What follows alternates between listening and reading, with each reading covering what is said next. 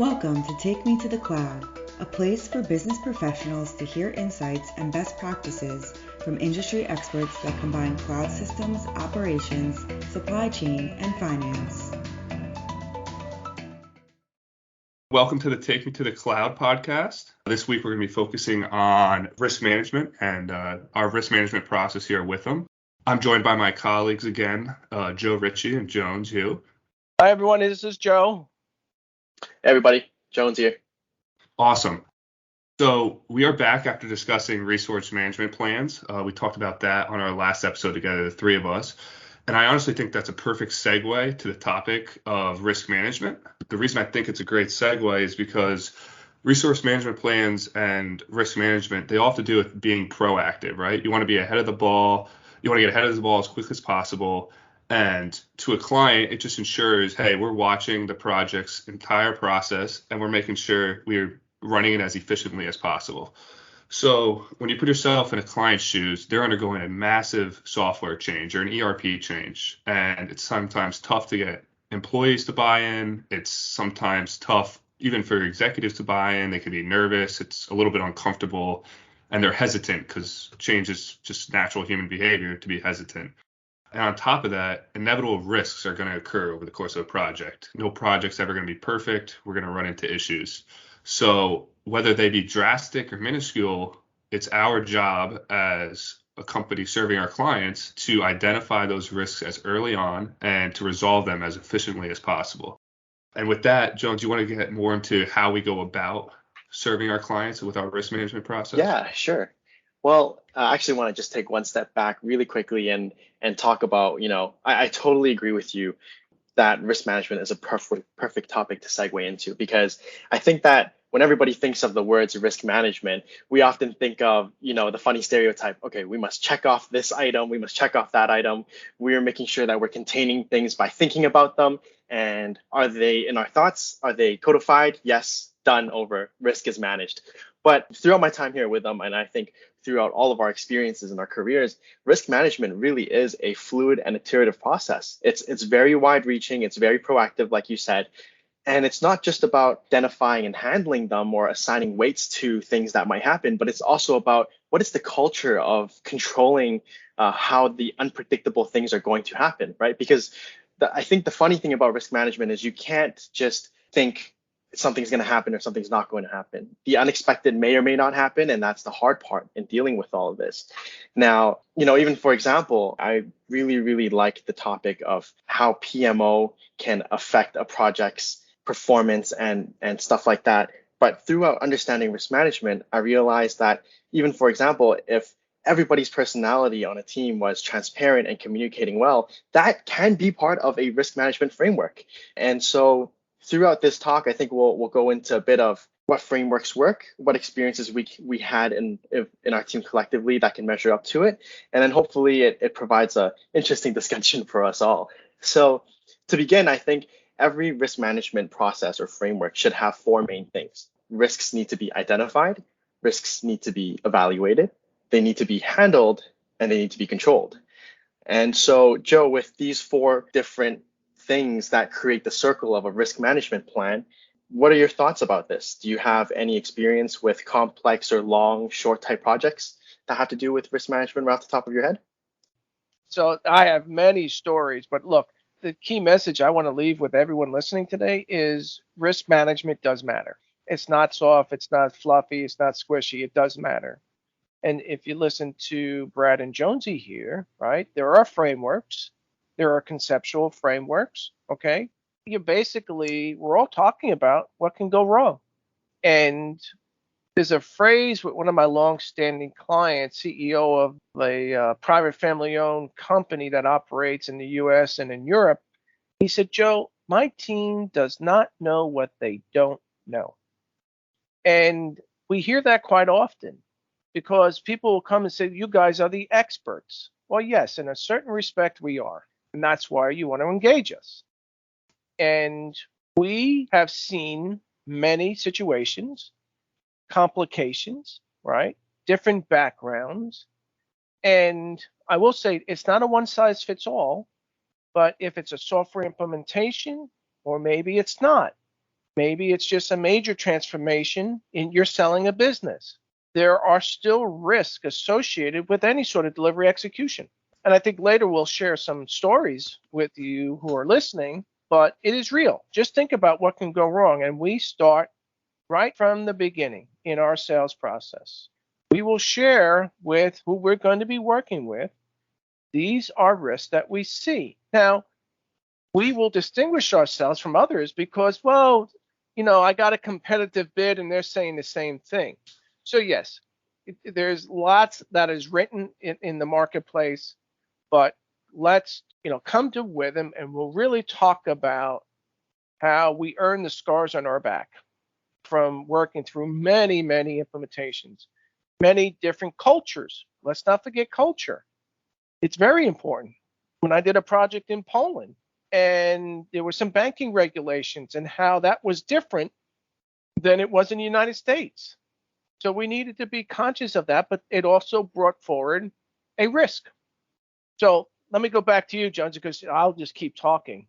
I'll give you more examples later. Yeah. So one thing that I've definitely learned is super useful for many different situations when it comes to risk management is a quick tabled approach to understanding whether something will happen and whether, if it happens, what the impact of it will be. And essentially, it's a formula with two parts to it. The first part being the probability of whether it'll happen between 0% to 100%. And then the second variable will be the impact of that action or event affecting the business at large. So if you think of probability as a percent between 1 to 100, and you think of that impact as a number between 1 to 5, we can really assign a probability variable and impact variable to any potential thing that might happen. And we can eventually use a collection of all of the things we've assigned variables and weights to, and we can start determining what items at large or what events that might happen at large are events that should be proactively rectified first or proactively prepared against first. So for example, if you have an implementation and you've got maybe integrations or you have a lot of data work and you need to clean up that data, there might be conflicting timelines, there might be resource differences, or there might just be inefficiencies between solving those problems, and a risk register might be the first step in getting all our ducks in a row, so to speak, so that we're ready for that next step, whatever it may be. Joe, if you have any examples or any stories off the top of your head that we might have used this model for, handing the floor back to you. Yeah, no, thank you. So look, people are all capable to digest information from my experiences. So once we make it clear, and again, start with what can go wrong. So, but Jonesy, as you were describing it, okay, it's sometimes subjective versus objective in terms of what should you stay focused on, right? But clearly, we want everything to make it to the risk register of what can go wrong, because then we'll place attention to those scores. And remember, so how do we get to a score? Jones described impact and he described probability. So for us, right, if I look at probability, we'll go from something that's improbable to possible, all the way up to unknown. And that's how we'll define if something is probable. And again, still subjective, okay? No problem. But we're getting input. We're getting you as our client as input into that.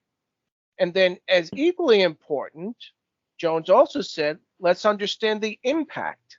So now when we look at the impact, we'll try to describe an impact from being negligible to marginal to critical or even to unknown. And so when we do a very simple math exercise and we take a numerical score of an impact with a numerical assignment for probability, that will generate a score. And therefore, I think what Jones was saying is, okay, let's decide on what is medium to high or high that we collectively should stay focused on. And when I say focus, go ahead, Jones.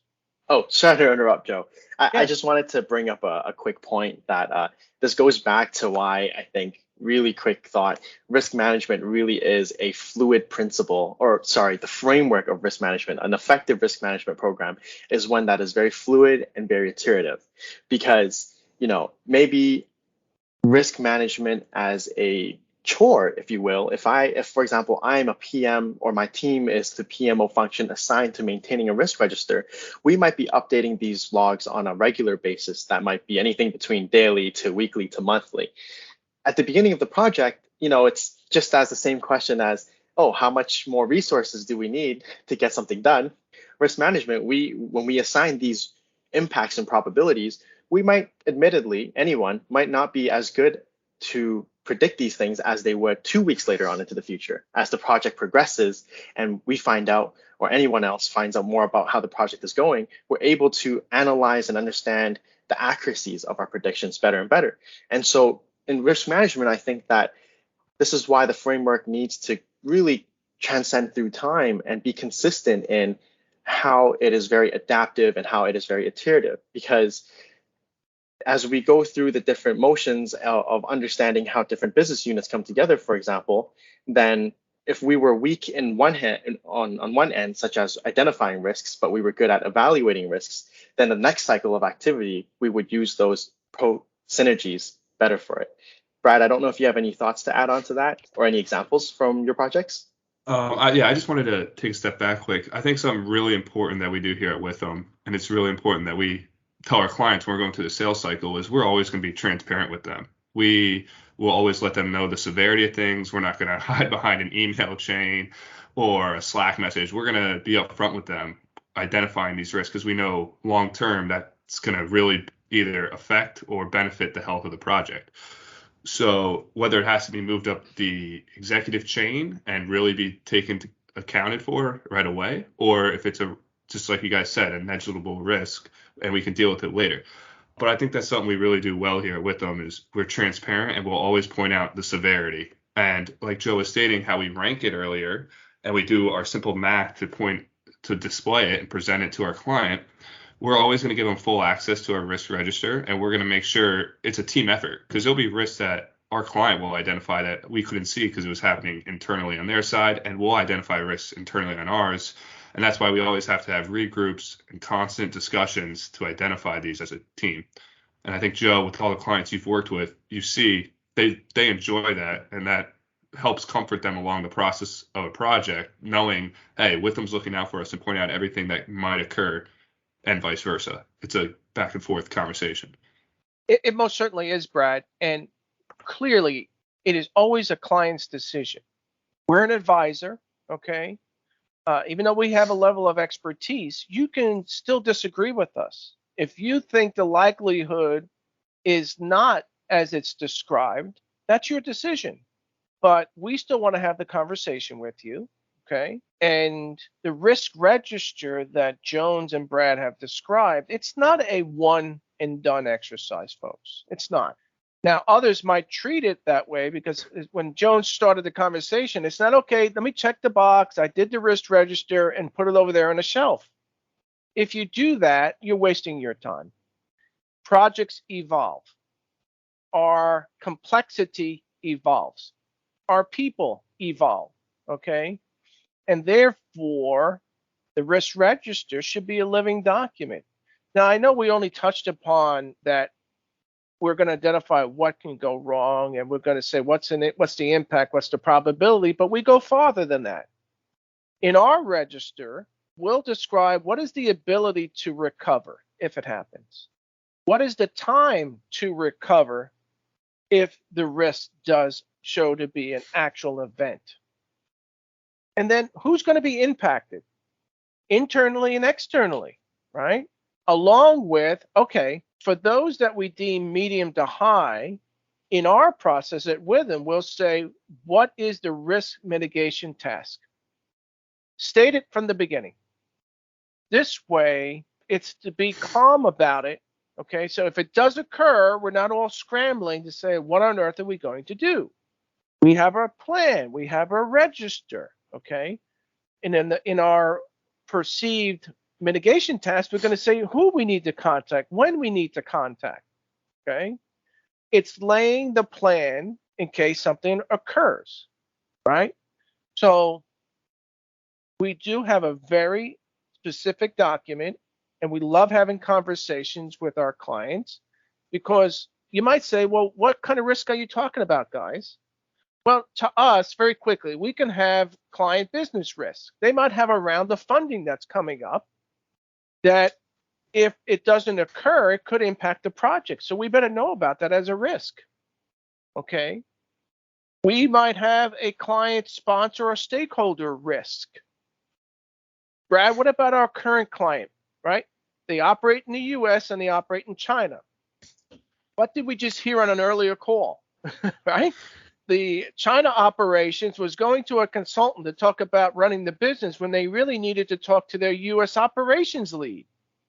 So, yeah, right? definitely. Yeah, no, just that's a great example, Joe. I mean, we have a client who we work daily with very often, and one of the risks that actually is now coming up and occurring is they have two separate subsidiaries, one in the US, one in China, and there's a lack of communication internally from them. And that's a risk that is hard for us to identify because we don't sit in on those internal client conversations, obviously. And now that that's being presented, we got to take action, and we're at the tail end of this project, and it could have some impact. So we got to identify it. We got to have those tough conversations because it will be, and we're a little bit in crunch time. So risks can occur across the board, and sometimes they'll come out of nowhere and pretty quickly, just like it just happened to us. But that's just part of the advisory world, and we're going to do our best to make it work and to come up with a quick and efficient solution. And I know we'll be all right, but it's just sometimes humorous when you have a client that buys all in on risks. They do their job in the registry. They look at it frequently. You'll have clients that are all in. They want to follow it to a T. And then you'll have some clients that are fly by the seat of their pants, as we like to say around here, and they'll actually ask you to dial it back. And for this specific one, we were requested, hey, you don't need to put this maximum effort. Let's put it elsewhere. And now it's kind of coming back to bite us. It's just part of how a client wants to be served. Right. And it's not severe, right? No. Because we've identified when there is disagreement, what should be done. And so it was quickly handled. We went to the US leadership, connected back to China leadership, and they're talking about it, right? Yeah. Now, Jonesy, how about from you? So another category I have here is program management risks. Why don't you talk about our US and UK client, okay, when we were implementing an ERP software solution? What program management risk did you point out to them? A big risk that I still think of to this day, a very, very awesome project.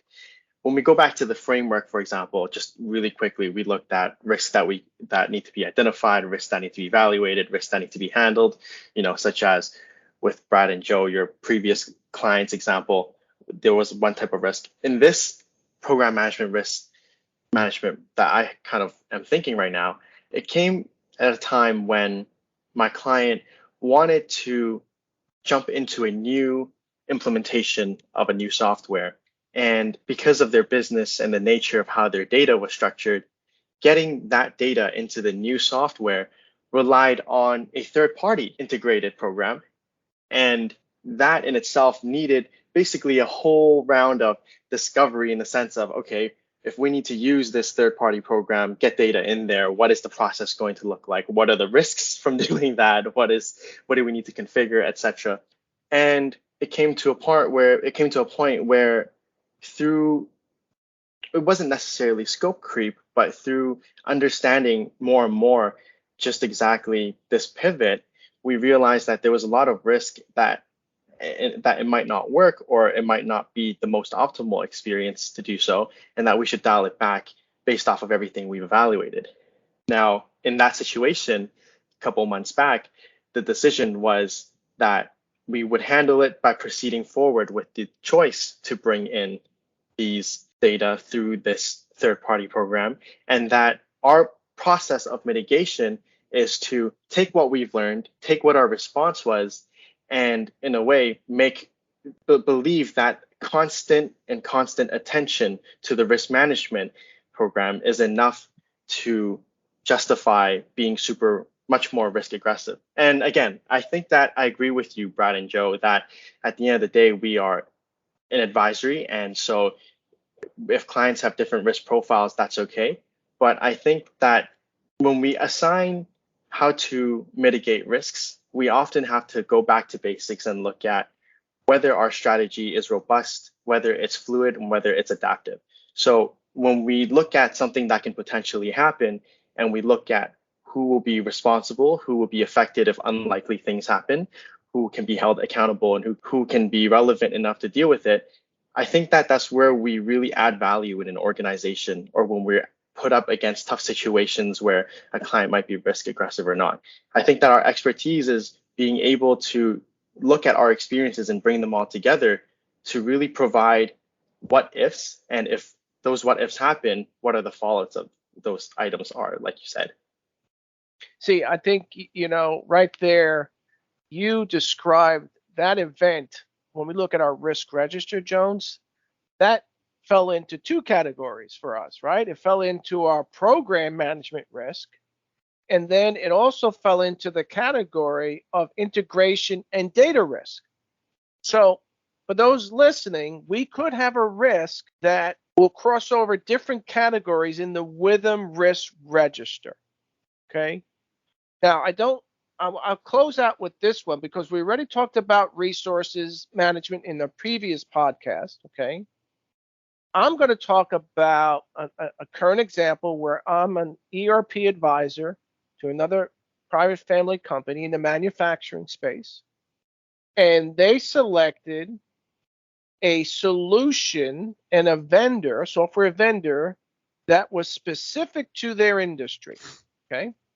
So this falls under the solution vendor risk, right? So here, Withum is an advisor, and we're doing our change management services. And there's another third party who's integrating their software solution. So the short story here is that the team that the vendor assigned to integrate the solution, once we started working more with them, it became evident that they did not have enough experience, okay, with the vertically designed software package.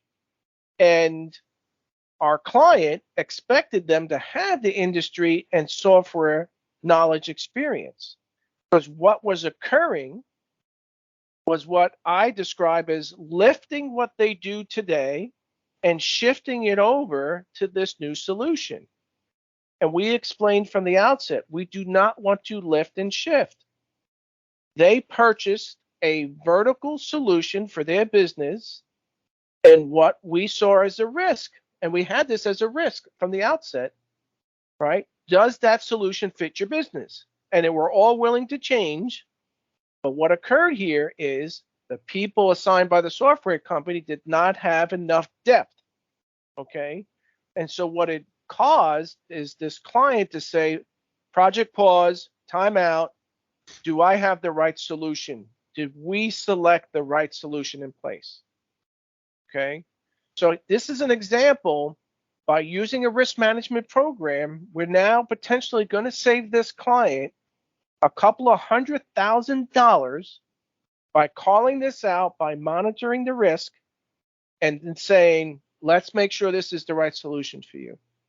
Okay, not time will tell, but by having this program in place, it adds value. It's not overhead. It's going to add value and drive our success, right, for whatever the project is to be. So I'll shift it back to Jones and Brad. Yeah. Hopefully we covered all the points that you wanted to today. Joe, I think that's a great example to actually end on. Sometimes risks are hard to talk about and hard to manage, and it takes a little of the nitty-gritty work to really identify them and come up with solutions. But at the end of the day, we're doing it for our clients' benefit.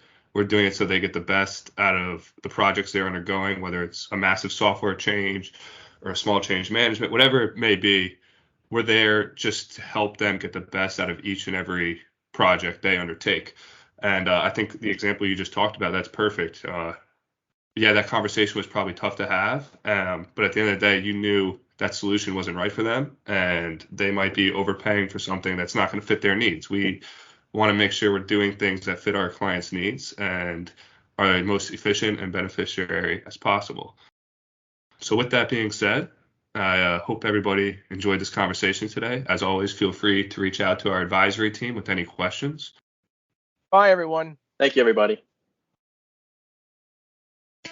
You've been listening to Take Me to the Cloud. Thanks for joining us. Don't forget to subscribe to be alerted of new episodes. For more information, visit withum.com.